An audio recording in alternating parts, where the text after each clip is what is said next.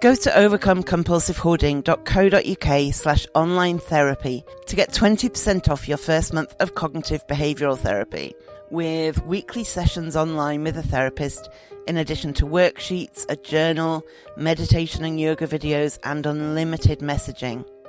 There's strong evidence that CBT can help people who hoard, and accessing therapy online can be affordable and accessible. Find out more and get your discount at overcomecompulsivehoarding.co.uk/online therapy. Think of all the sleep hacks you've ever heard. You could spend years trying them all, or you could instantly transform your sleep with Boll & Branch. They make the softest, most breathable bedding you'll ever feel. And it's all 20% off. That's their best sale of the entire season. Millions of sleepers love their buttery soft sheets, airy blankets, cloud-like duvets, and so much more. And you can try all of them for 20% off with promo code BUTTERY20. So hurry to bollandbranch.com today. That's BOLL and branch.com. See site for details. Say hello to a new era of mental health care. Cerebral is here to help you achieve your mental wellness goals with professional therapy and medication management support. 100% online. You'll experience the all-new Cerebral Way, an innovative approach to mental wellness designed around you. You'll get a personalized treatment plan from a therapist, prescriber, or both in a safe and judgment-free space. Your Cerebral therapist or prescriber will outline a customized plan with clear milestones along the way, so you can get to feeling your best. With Cerebral, you're not alone in your mental health journey. We're here to empower you to live a fulfilling life. So take that first step towards a brighter future and sign up today at Cerebral.com/podcast and use code ACAST to get 15% off your first month. Offer only valid on monthly plans. Other exclusions may apply. Offer ends July 31st, 2024. See site for details. Hey there, it's Michelle Norris. I'm host of a podcast called Your Mama's Kitchen. When I travel, I'm usually looking for a way to find a taste of home when I'm not at home. And one of the things I love to do when I am at home is entertain. And Airbnb allows me to do that. When I was in California recently, I rented a house that had a great kitchen. And when we were sitting around the table, we were all thinking, we're in someone else's house. Someone could be in all of our homes as well. If you have a home, but you're not always at home, you have an Airbnb. Your home might be worth more than you think. Find out how much at airbnb.com/host.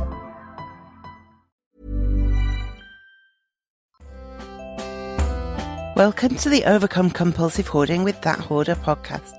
I am drowning in stuff and trying to find a way out. Listen as I explore the issues and delve deep as somebody profoundly affected by hoarding disorder.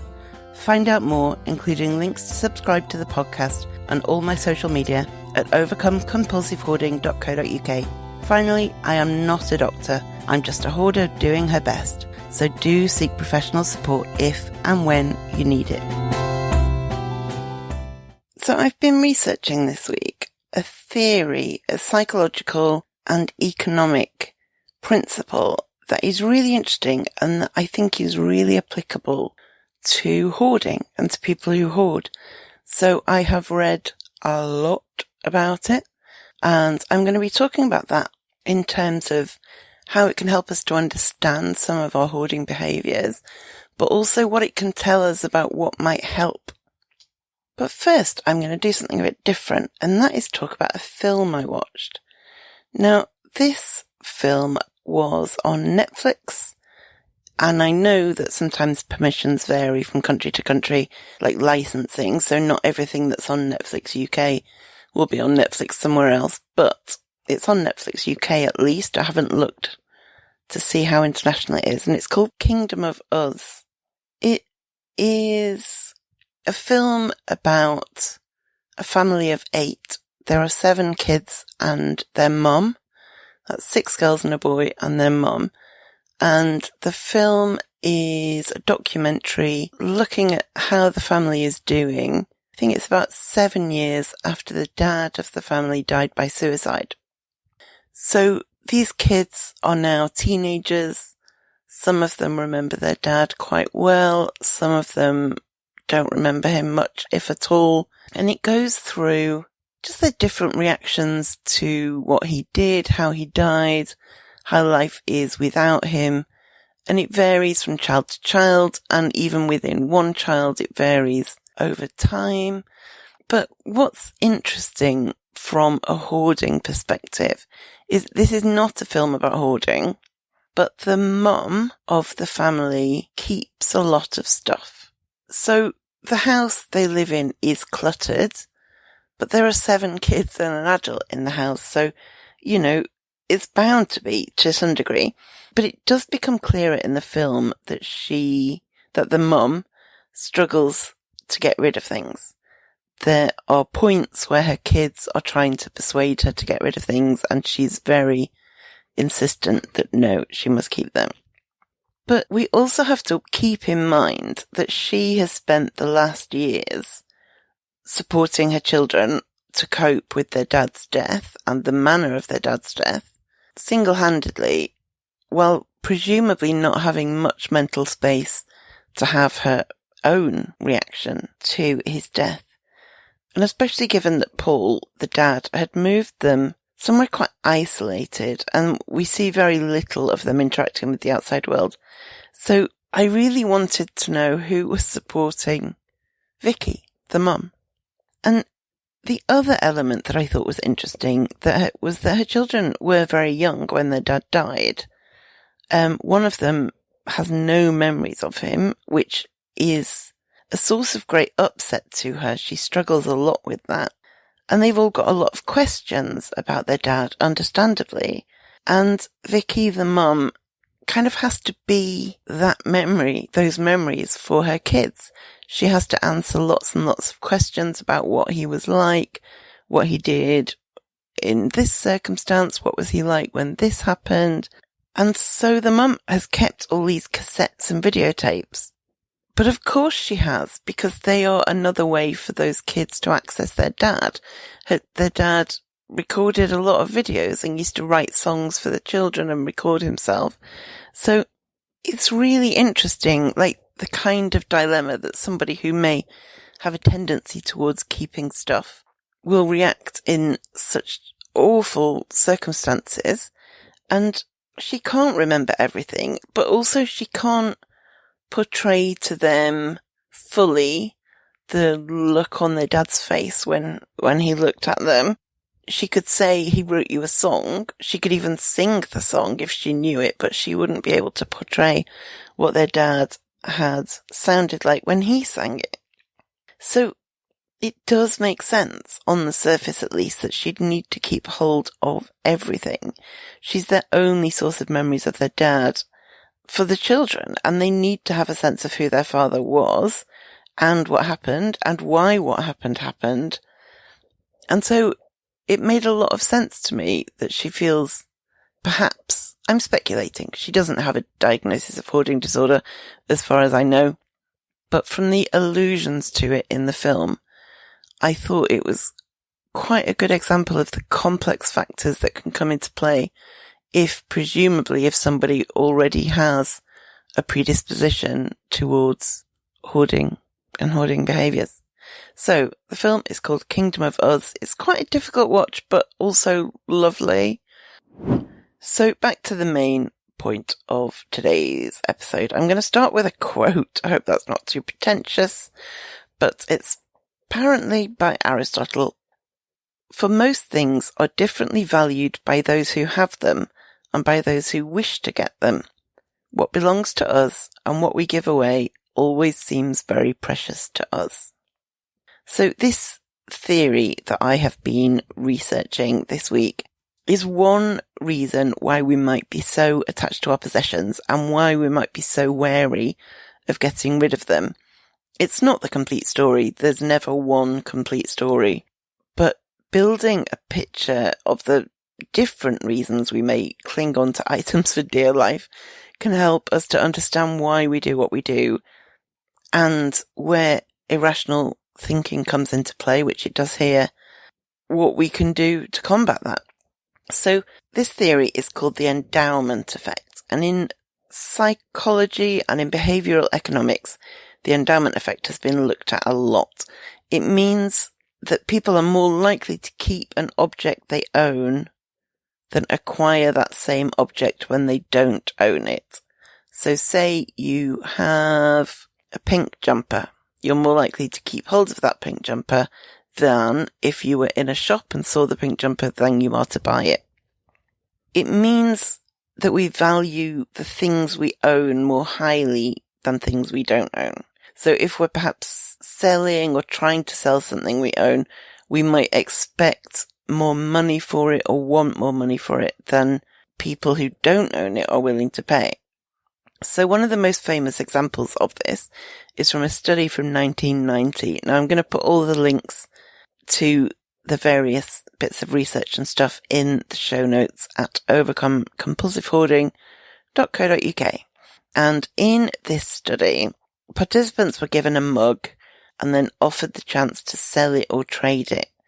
Now, what they found in this study was that the price participants wanted if they were to sell the mug once it was theirs was about twice as much as the price they would be willing to pay to acquire one.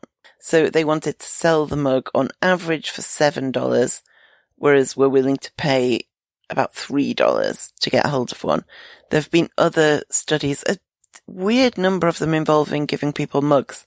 Maybe that's just a really affordable item for study researchers. I don't know. But there was another study involving legroom on aeroplanes. We all know that when you're on a plane, it can be tight on the legs. And so passengers were asked how much they would pay for extra legroom, and the average was $12. But when the question was framed in a different way, and other passengers were asked how much they would want to be paid to give up legroom, the average was $39. So the same legroom is worth $12 if you're going to buy it, compared to $39 if you already consider it yours. Another impact of the endowment effect that I found that really surprised me is that the endowment effect is even compromising our online security. It sounds ridiculous, but bear with me. So there's evidence that we stick with insecure passwords because of this unconscious bias, this logical fallacy, the endowment effect. We are emotionally attached to our passwords. We're familiar with them, we feel we own them, and we're unwilling to change them to something more secure, even when there are really good reasons to. So as ever, there is very little research into how this relates specifically to hoarding. But I found one study that I wasn't able to access. I was only able to see the outline, but I found a master's thesis where a student called Rebecca Wetzel did a study that found that youth with OCD who are high in hoarding symptoms would exhibit a higher endowment boost. That's a higher kind of manifestation of this endowment effect than young people with OCD who are low in hoarding symptoms. So in this study, she says, we found that youth in the high hoarding symptoms group demonstrated a higher endowment boost than youth in the low hoarding group, which suggests that youth with high hoarding symptoms were more resistant to trade the item they were endowed with for another item of similar value than youth with little to no hoarding symptoms were. So for the higher hoarding group, the likelihood of choosing an item increased when the participant was endowed with the item. Indeed, the high hoarding group was on average 3.72 times more likely to choose the item they were endowed with than trade it for an item of similar value. So ultimately they found that youth with hoarding symptoms are more likely to overvalue an item they own. So the whole thinking behind this, and a lot of studies seem to replicate the fact that when we own something, we value it more highly than things we don't own. But it's not just something we've owned for 20 years or 2 years. Something else that this master's dissertation found was that the observed endowment boost in youth with hoarding symptoms suggests that it may be observed within seconds upon being endowed with an item. This finding is in line with other studies that have found that it occurs instantaneously upon being endowed with an item for both adults and children. So this is relevant to a point I'll come to later about how to use the knowledge of the endowment effect to try and improve our behaviours. So I then looked for what explains the endowment effect. This seems to be a recognised state of affairs, but why do we endow extra value on things we own compared to things we don't own? So there are several potential explanations. One is loss aversion. Aversion to loss. That's no surprise, really. We don't like to lose stuff, basically. Once it's ours, we don't want it to go away. Another is called psychological inertia. Now, a 2006 article by David Gall from Stanford University explained psychological inertia like this. First, the need for psychological motives to drive behaviour implies that people will tend to remain at the status quo when they have no clear preference between the status quo and an alternative. And it goes on to say that often people aren't fully clear about their preferences between two options, so a propensity to remain at the status quo is likely to be strong. Another potential explanation is theories called, now don't get put off by all this terminology, I will get onto practical application and examples shortly, but I just want you to know that this is real research.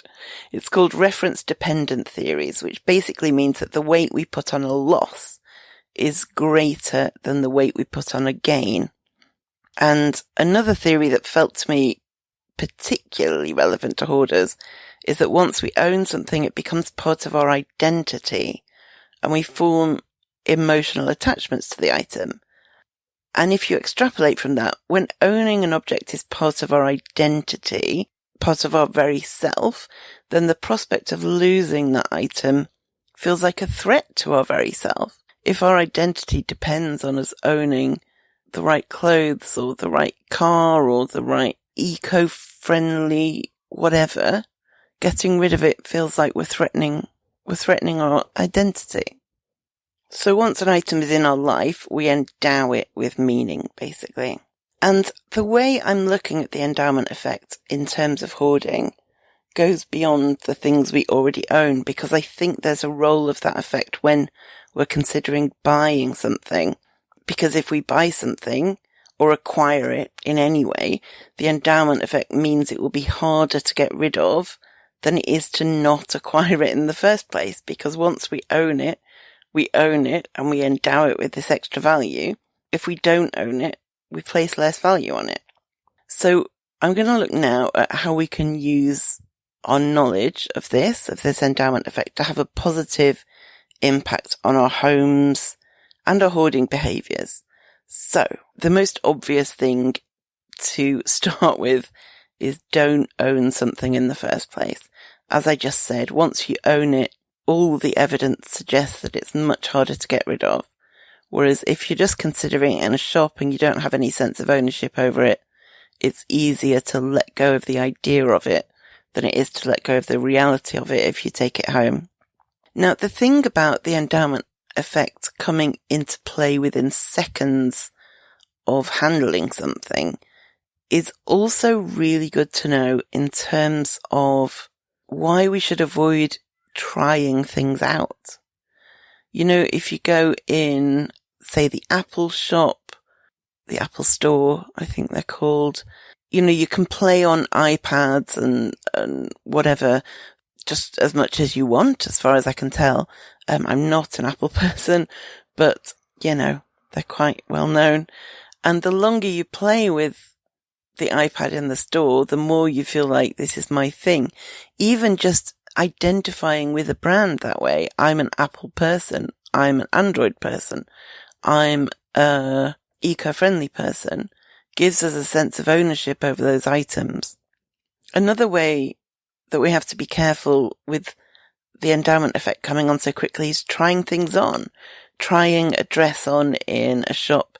Taking a car for a test drive. Free trials of anything.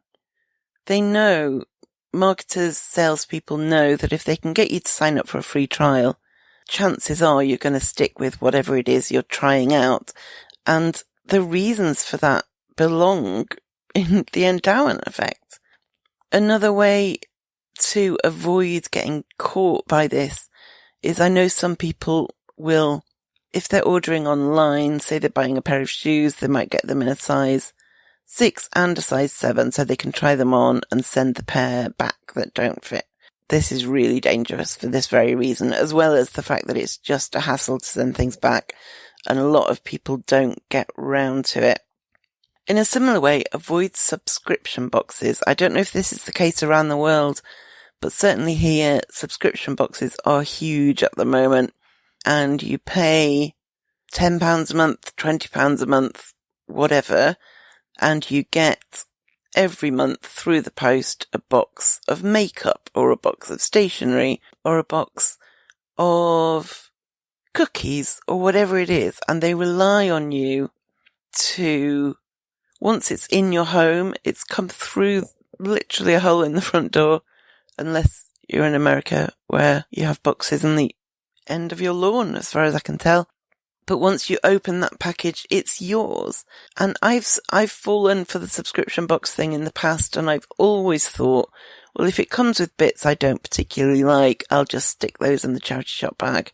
But the endowment effect explains actually why that was always harder than I expected it would be. The reality is we don't necessarily put that stuff in the charity shop bag if it comes through the door and we don't like it, because by then we feel like it's ours. There's also services where you can tell a website your clothes size and what you like in clothes. And every month they send you a box of clothes they've allegedly hand-selected for you. And the idea is you try them on, send back the ones you don't want, and only pay for the ones you keep. Now, I can see why that sounds appealing. People are busy. People might not like clothes shops. But the reality is the combination of the endowment effect making you think, well, I don't love this top, but maybe I kind of do want to keep it because it is mine. That combined with, I have to find a box and find where my sellotape is and get it to the post office to send it back, means that if you subscribe to that kind of service, you're going to keep more than you would otherwise. Another way to be careful when shopping, or, well, maybe not when shopping, because this isn't, well, it is shopping, but they make it seem like it isn't. And that is there are apps and websites that let you visualize items, like you can put in a photo of your home and then it shows you their furniture set up in your front room. Or you can put a photo of your face and it will show you your face with their makeup on. Or a photo of you, your whole body, and it will show you their clothes on your body. Now these are obviously very clever and they're growing in popularity, and I'm convinced that seeing yourself on a screen wearing some clothes would endow that sense of ownership on you. I'm convinced it would. And there's another phenomenon that it's worth mentioning here, because I think this would multiply the endowment effect, and it's called the IKEA effect.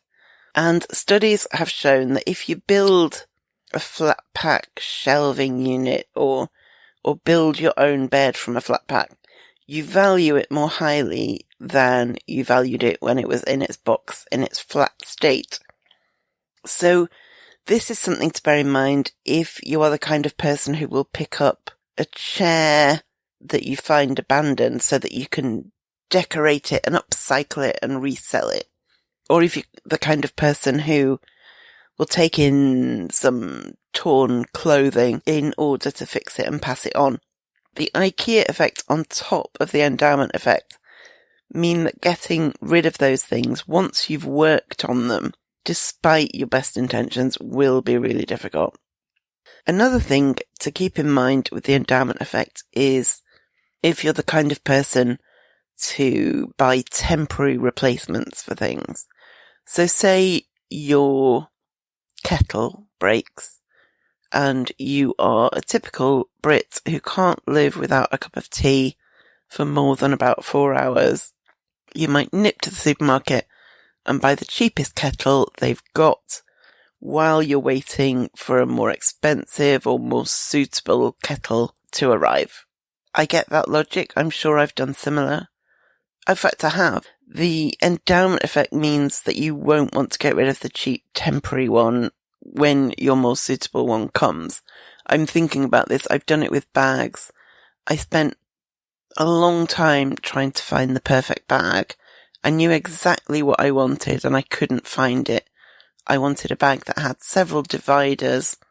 I wanted it to be able to go across my body, not just on one shoulder. And I wanted it to be a particular size. And I could not find any bags with those 3 criteria for ages. And so what I kept doing was buying cheap bags that didn't fulfill one or more of those criteria, but would do for the time being. And I bought several of them because obviously none of them were right. None of them were what I wanted. So I would get one that was crossbody and the right size, but it didn't have dividers in.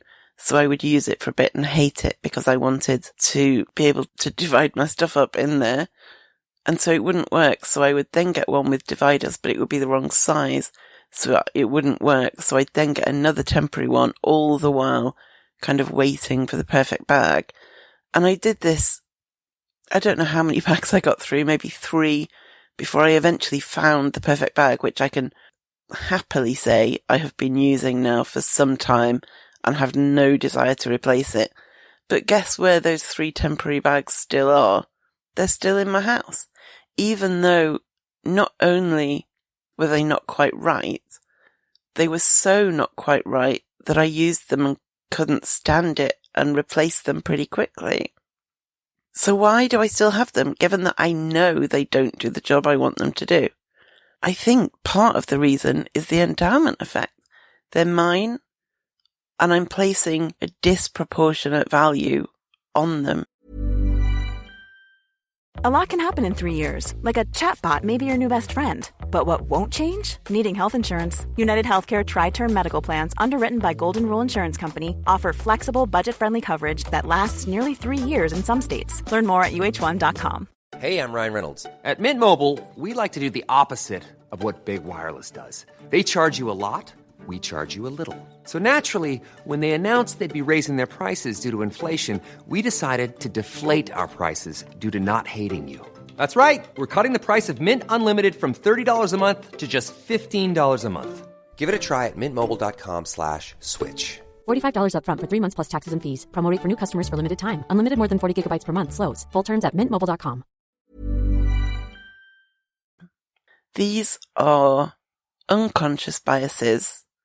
We all have a lot of them. I'm quite fascinated by them, which is how I ended up finding out about the endowment effect in the first place. But I honestly think this is playing a role for a lot of us in why we can't get rid of our stuff. So that's all about bringing things into the house. So I'm going to talk now about how we can use our knowledge of the endowment effect for things we already own. Now, sometimes just being aware of something as a kind of logical fallacy or unconscious bias will give you clarity and you see things for what they are. And as soon as you see things for what they are, the strong want or need to keep hold of something relaxes. It lessens. Its power reduces. So even just being able to recognize this in yourself might be a good start to tackling some of your stuff.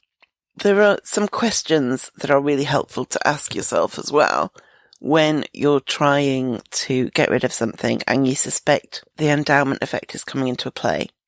So one is, if I didn't already own this, would I buy it? Then another is, if I didn't already own this, would I feel as strongly about it as I do? Another is, if I didn't already own it, would I be buying it? Would I be making space for it? Because if you wouldn't put time and energy and money into buying it now, it doesn't have value in your life. It doesn't have a place in your life. If you're trying to get rid of something, especially if you're trying to sell it, do keep this theory in mind when you're pricing this thing or trying to decide its value. Ultimately, it's better to get rid of it for less than you would have wanted than to hold on to it because you're valuing it more highly than others do. If you feel like you need a sense check, something that can be useful is to do a search on eBay for completed items for similar things, so you can see what similar things have actually sold for in the past. However, if you can't go on eBay without buying something, don't do that. Something to try as well is just doing a thought experiment where the item you're trying to get rid of, imagine that it already doesn't belong to you. Try and think of the book you're trying to make a decision on. Try and think of it as already belonging to the charity shop or already belonging to the person who buys it to the charity shop. If you've got that distance between the object and your ownership of it, you might be able to relax your hold on it a little bit. Also try asking yourself how much you would pay for the item you're considering getting rid of, rather than asking how much it feels worth to you as a possession you already own. If you would pay less for it than you imagine selling it for, and all this research suggests you might, or if you wouldn't buy it at all, this adds ammunition to your arguments for getting rid of it rather than keeping it. Just because you own it doesn't mean it has to be yours forever. One technique that it makes sense to me but also terrifies the hoarder in me. I can't say I do this because it does terrify me, although I totally see the logic. But one technique that's often advocated for in decluttering is if you've got things you're not sure about, put them in a box and seal it with a date, say 6 months into the future. And the idea is that during that 6 months, if you need something out of the box, you go and get it. But when that date comes, anything that's still in the box is donated without looking at it again. You haven't needed it, you don't need it, you haven't missed it, it can go. And understanding the endowment effect now, I can see why this technique is useful, because getting rid of the thing without having looked at it for 6 months will have removed at least some of that sense of ownership over it. You know, if you can't even remember what it is, surely we don't have particular attachment to it, and surely we won't feel a particular sense of loss. And it makes sense that the alternative, which is opening up the box and making decisions item by item after 6 months, I'm pretty sure that sense of ownership would come right back, and the endowment effect would be all powerful again. So I might try it on a small scale. I might try it. Get a small box and put a few things in it that I'm not sure. Seal it up, put a 6 month date on it, and then donate without rechecking. Oh God, even just the thought of it is making me feel a bit ill. I totally see the logic. I totally see how it can work. But it feels like a risk, doesn't it? What if I spend the rest of my life wondering what was in it? Well, I suppose if I spend the rest of my life wondering what was in it, then whatever it wasn't memorable enough to miss. I don't know. I'll give it some thought. I might try it on a small scale and see how it goes. I will keep you informed.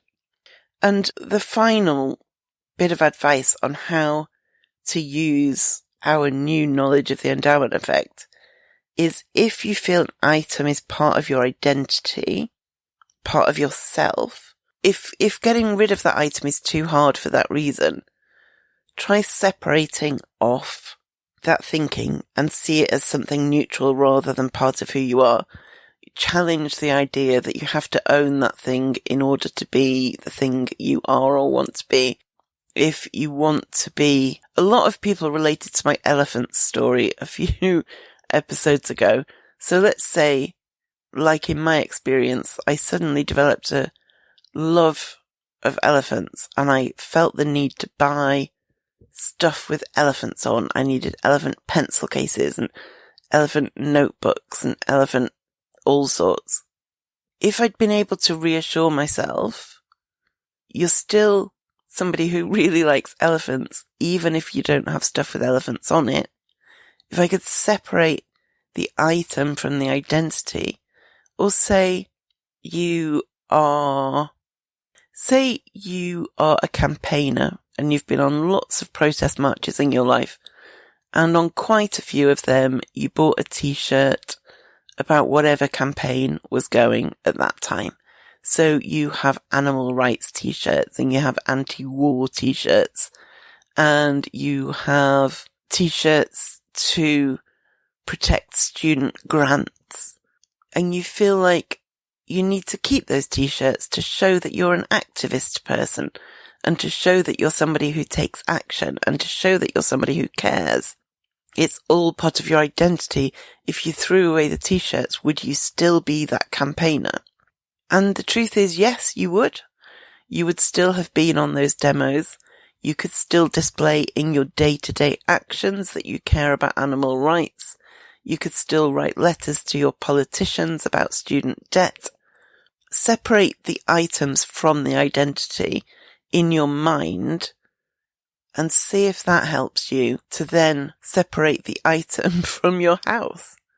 Get rid of the elephant stuff. Get rid of the battered old anti-war t-shirts that you can't wear now because they're falling apart. It doesn't make you less of whatever the thing is that you are or that you aspire to be. It's just stuff. So have a think about what you've learned about the endowment effect today.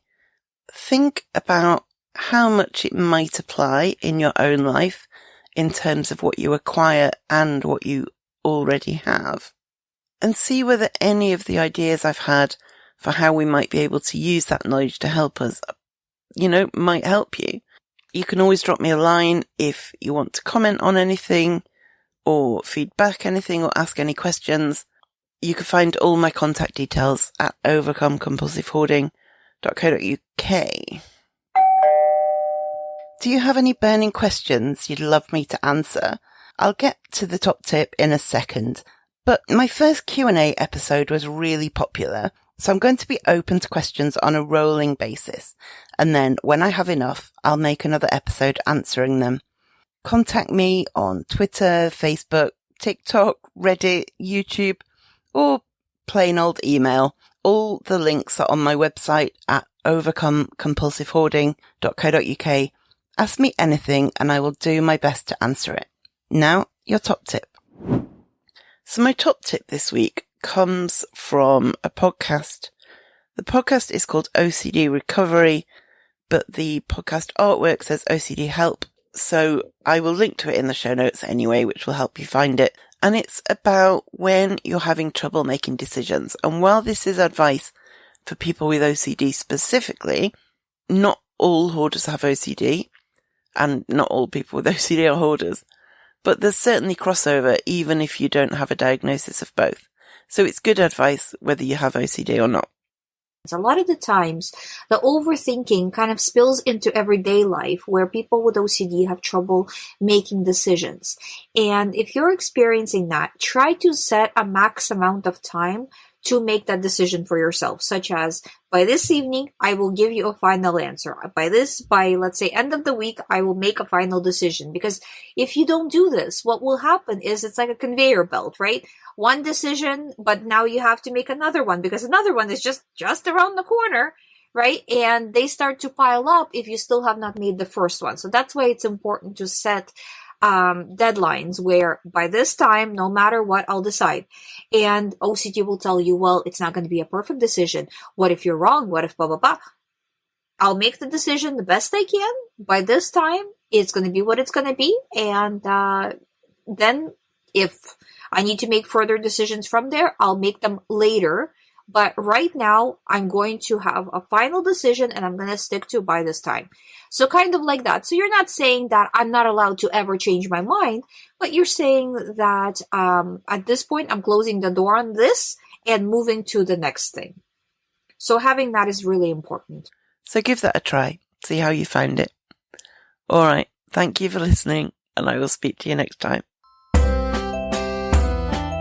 Thank you for listening to the Overcome Compulsive Hoarding podcast. You can find more online at overcomecompulsivehoarding.co.uk. You can find me on Twitter at @thathoarder and on Facebook at Overcome Compulsive Hoarding with That Hoarder. To find out more about how you can support this podcast and the overall project, go to overcomecompulsivehoarding.co.uk/support and do subscribe to this podcast so you make sure you don't miss any future episodes.